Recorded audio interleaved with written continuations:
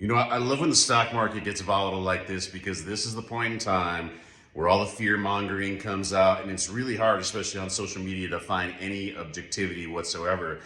I pride myself in telling you guys like it is, and right now everyone's panicking because what you're starting to hear is, if you're around like I was in 2000, is that this is another 2000, the AI bubble is about to burst, and get ready, watch out below, you are going to lose all your money if you're invested in stocks.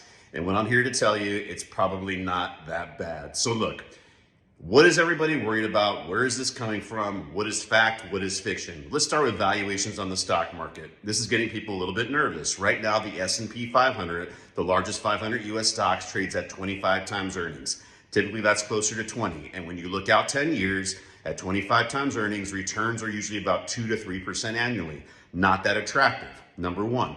Number two, do you have a lot of AI stocks that have run up 200, 300% this year and are way too far ahead, out over their skis, and deserve to pull back? Absolutely yes. That's getting people scared. Also, when you take a look right now at the short-term profits that have been made in the market, the people who have been on that side of the trade, when they see anything right now that is going to make their account value go down, they're going to shoot first and ask questions later. This is a normal market correction. Speaking of which, on average, the stock market declines about 14% intra-year every single year. Every 4 to 5 years, it declines over 20%, and 10% corrections are very common. Where are we at right now? Well, the S&P 500 in October hit a new high.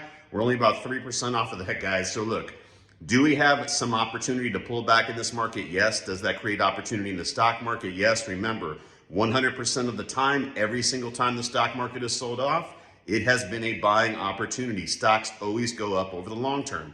What's going to work now? Bonds are going to work right now because interest rates are probably headed down. The market is nervous. Dividend paying stocks are going to work right now. Those are the things that get money rotating into them when they come out of high tech, just like happened in 2000.